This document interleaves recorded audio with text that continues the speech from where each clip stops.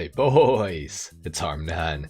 Today we're going to be going over 10 vehicles that everybody should own in Grand Theft Auto Online, especially in 2025. I've got some useful vehicles that are going to be great to help you grind. I've got some vehicles that are good to protect yourself from other players, as well as take the fight to other players. I got some vehicles that can make you money and vehicles that just generally make your life a lot better in GTA Online. Leave a like in the video if you guys enjoy. Dislike if you don't, of course, and consider subscribing to my channel if you guys are new. A lot of you guys watch, not a lot of you subscribe though, so if you want to do that, that would help me out a lot. With all that being said, let's go ahead and get into the video, starting off with number 10. At number 10, I've put the Buckingham DH7 Iron Mule on the list. It goes for $1,758,750 with the trade price to $2,345,000 without the trade price.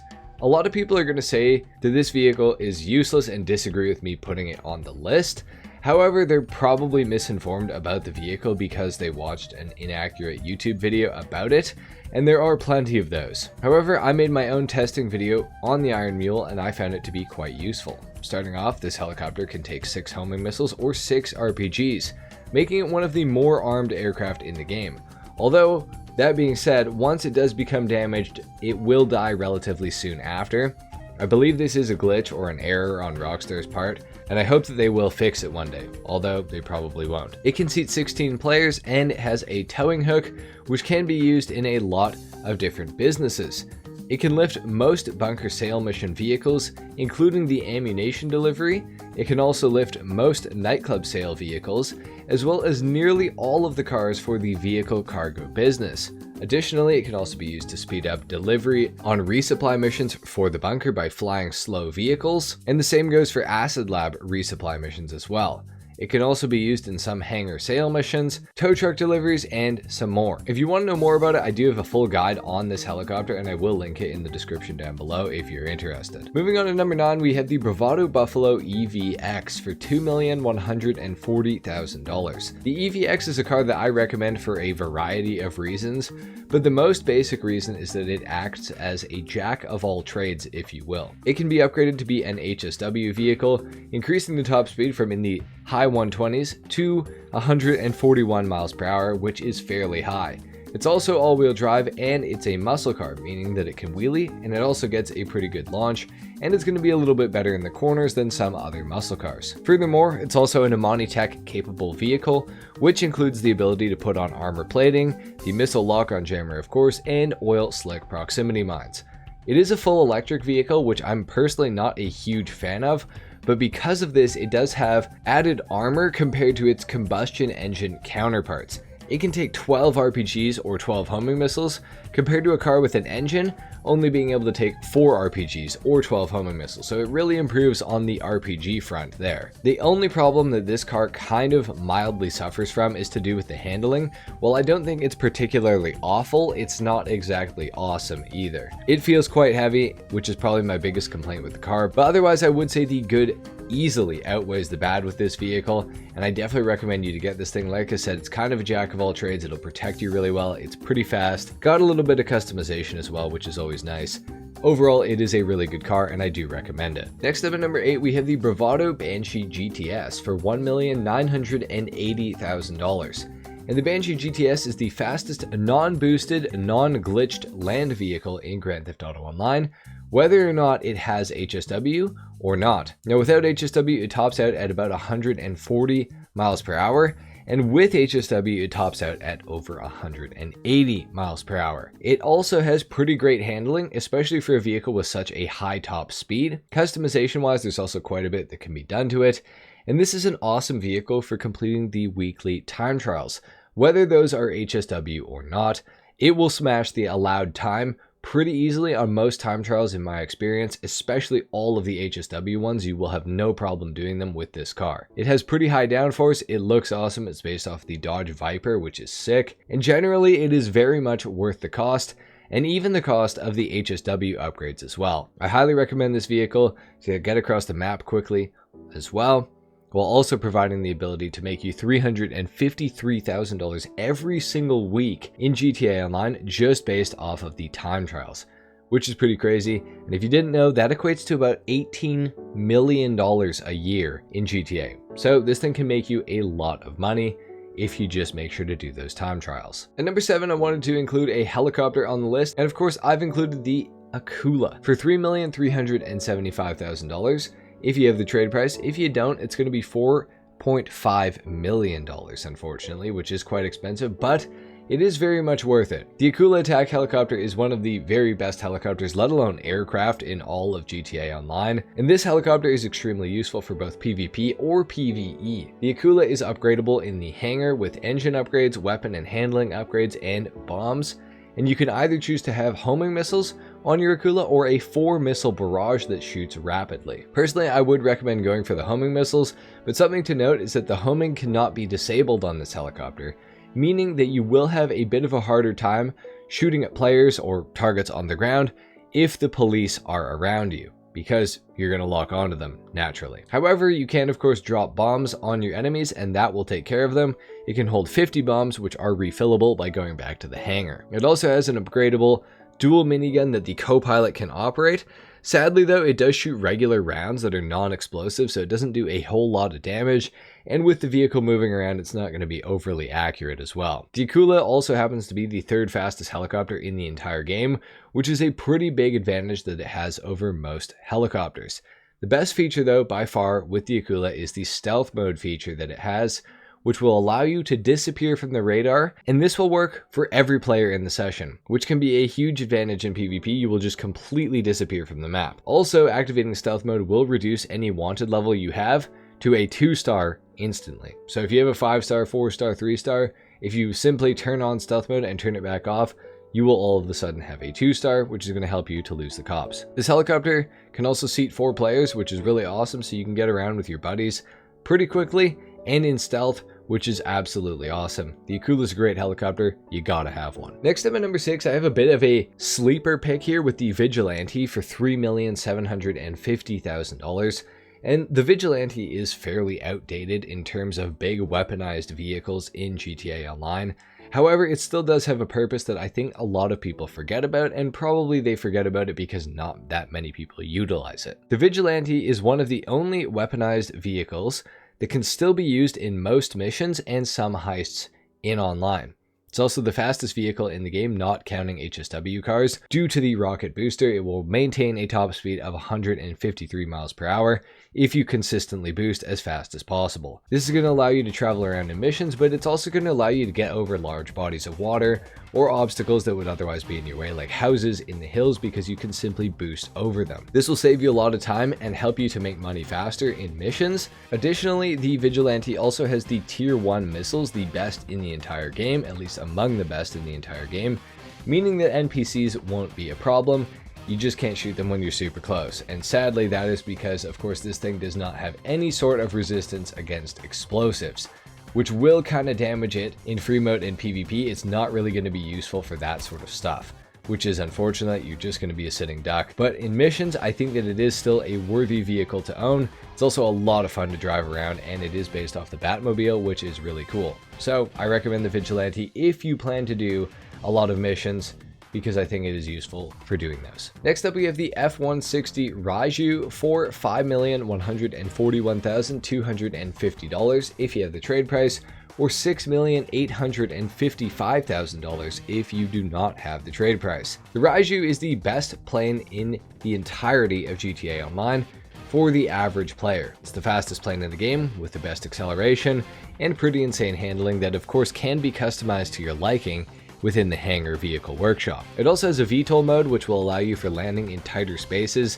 and it is generally more convenient than traditional landing, which will require a longer landing platform. It also features dual explosive cannons that aren't exactly my favorite, but they do the job, as well as the typical aircraft homing missiles that kind of suck against ground targets and are only slightly better for aerial targets, but they still kind of suck. The best feature though, and biggest advantage this plane provides, is the stealth mode, the same as the Akula, which can be toggled on and off and completely removes you from the radar for every player in the session that you're in.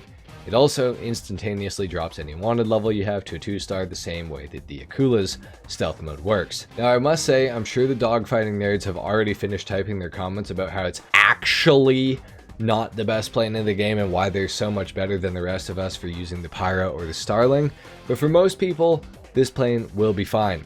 You might lose a few dogfights to Starlings, B11s, Pyros, or Rogues, but as long as you're not looking for the best dogfighting plane in the entire game, this plane is awesome. It certainly is convenient to own. It's great for getting around the map quickly, and due to the VTOL mode, you can actually land it outside of your businesses, which is just another great feature. The Raiju's awesome. I use it all the time. I would highly recommend it. Next up, we have the Acid Lab or Brigade 6x6, and the Brigade 6x6 itself is a really sick truck, but once you put the Acid Lab in it, the vehicle becomes extremely useful in more ways than one. The 6x6 or Acid Lab is the second most armored vehicle in the entire game, being able to take 48 homing missiles and roughly 20 RPGs. The Acid Lab can also be fitted into the Brigade by completing the initial first dose missions from Dax, which is going to be the first 6 of those missions. Once you've stolen the Brigade 6x6 and returned it to the Freak Shop, the Acid Lab can be put in it for $750,000, which will allow you to start producing acid and selling it for a profit. However, before you make the most amount of profit possible, you will need to unlock the equipment upgrade, which is a crucial thing to have for making the most amount of money that you possibly can. And in order to do that, you're going to need to call Dax and begin doing Fooligan missions, which are really annoying and they sound really stupid. But once you've completed 10 of those, you will be able to buy the equipment upgrade for an additional $250,000. And doing those missions will actually pay for that equipment upgrade, which is nice. Now, once you've got the Acid Lab in the Brigade, it's one of the most solo-friendly businesses in the entire game, while also being one of the fastest businesses, if not the fastest if you stay on top of it, to produce the product. To produce a full acid batch, it will take you about 4 hours, and you can sell this with an upgradable delivery vehicle in the form of the Acid Lab delivery bike. And there will only ever be one delivery bike unless you have multiple people in your organization when you go to sell. This will allow you to make your money back very quickly, and I do have a guide on the Acid Lab if you are interested, and I will leave a link to that in the description of this video. And number 3, we have the Pegasi Toreador for $4,250,000, and this thing is fantastic for more than a few reasons. One of the main ones being that the car is extremely convenient. To start us off, it has a rocket booster that recharges extremely quickly. This can help you to get off the line fast or maintain an above average top speed, get up hills, jump over obstacles, things like that. It's also armed with front-mounted machine guns, which deal a bunch of damage, rivaling some of the best front-mounted machine guns in the entire game, like the ones found on the Stromberg or the first generation Amani Tech vehicles, for example. They absolutely shred. They do so much damage. Cars will blow up in like probably 1 to 2 seconds of constant fire, which is insane. It also has missiles, which are the second best tier as far as tracking goes in the game, which will allow you to shoot down aircraft like the Oppressor Mark II very easily, as well as eliminate ground targets quickly and surgically. Luckily, this thing can also take a beating, being able to take about 4 RPGs or 6 homing missiles as well, so if you don't get your rockets off right away, you'll still have some time to readjust when you're fighting something like an Oppressor Mark II. It seats 4 players and has some nice customization to go on the car as well, including a spoiler option which will help to increase the traction, giving it better handling. One of the other incredible features of this car is that it also acts as a submarine, allowing you to traverse the waters of San Andreas in the comfort of your car, and the rocket booster even works underwater and recharges just as quickly. Don't ask me how that works, but it does. The missiles get turned into torpedoes underwater, which can track as well, which is handy for taking out underwater targets, and it also does have sonar, which can help you to find underwater caches, which you will get paid for. If you're somehow not convinced yet, I don't know what to tell you, you definitely need to buy a Toreador. And number 2, we got the Kasatka submarine for $2,200,000 to about $9 million if you fully kit it out. And as I'm sure most of you are aware, this is the vehicle in which you use to launch the famed Cayo Perico heist. It is also widely known to be upgraded to hold the Sparrow helicopter for an additional $2.4 million. Both of these vehicles are awesome, and if you're going to buy a Kasatka, I do recommend getting the Sparrow as well. This is a giant nuclear submarine that you can actually operate in the waters of Los Santos, which is pretty insane sounding to begin with. It can dive down to a depth of 500 feet before being crushed, and you will promptly respawn on the shore. Other than that though, it's awesome. It can also be upgraded to launch cruise missiles as well as store a mini submarine in the moon pool. Plus, if you're interested, you can also park the aforementioned Toreador inside it by getting close to the submarine and interacting with it. Like I mentioned in the beginning, You can also launch the Cayo Perico heist, which was formerly the best way to make money in GTA Online, undisputedly. However, it has been nerfed about 3 separate times now to make it worse and worse, and the initial setup cost has been increased from $25,000 to $100,000, and you're no longer allowed to repeat the heist immediately after completing it. In my opinion, it's still worth doing every once in a while, but personally, I don't play it anymore. However, that doesn't mean that it's not a great way to make money still, and the Kasaka does enable you to do that. This thing's a lot of fun, and if you plan to do Cayo Perico, you will need to own one anyways. Even if you don't want to do Cayo Perico though, it is still a really cool vehicle, and I think that everybody should own one. And at number 1, we have the Benefactor Terabyte, starting at $1,375,000. And the Terabyte is probably the best overall vehicle in all of GTA Online right now, due to some upgrades that we got with the last DLC, Agents of Sabotage. If you purchase or own a garment factory, you can now park the Terabyte inside of there, and add some pretty insane upgrades to the vehicle to make it a true powerhouse. Not that it wasn't before. Now before we talk about them, let's talk about the Terabyte itself, which is currently the 3rd most armored vehicle in the entire game, behind the Acid Lab or Brigade 6x6 that we talked about a little bit ago. It also features a screen inside which can be used to launch resupply missions and source missions for most businesses in the game. It's also the only place where you can upgrade the Oppressor Mark II, and it has an optional drone station and missile battery that it can be upgraded to have. Now with Agents of Sabotage, I guess Rockstar wanted to turn this vehicle up even more, so they added the ability to put a missile lock-on jammer on it, a silent running module which will remove it from the radar when it is stationary, making it much harder to take out. Furthermore, they also added the ability to put the master control terminal inside of the vehicle, which allows you to access any of your businesses from anywhere on the map. Because of course, you can request a Terabyte and it will spawn very close to you no matter where you are, unless you're like on the top of Mount Chiliad or something like that. This will allow you to maintain and resupply all your businesses from anywhere that you want, so you don't have to go to each of them individually, which will save you tons and tons of time in the long run. This is something I always recommend to people. Additionally, there's also a collectible scanner that can be upgraded on this vehicle to find things like action figures, tapes, and other stuff that will get you more money and achievements completed. All of these features combined make the Terabyte the best overall vehicle in Grand Theft Auto Online right now, at least in my opinion. I think this thing is almost overpowered with how good it is, and it certainly is super convenient. I definitely recommend the Terabyte. Anyway guys, there you have it. Those are my picks for 10 vehicles that everybody should own in Grand Theft Auto Online. Let me know what you thought of my list in the comment section down below. Do you think I got anything wrong? Are there any vehicles you would have put on this list? Are there any that you would have taken away? Let me know. Leave a like if you enjoyed the video, dislike if you didn't of course, and consider subscribing to my channel if you guys are new. With that being said, I'll see you guys in the next one. Until then, take care. Peace.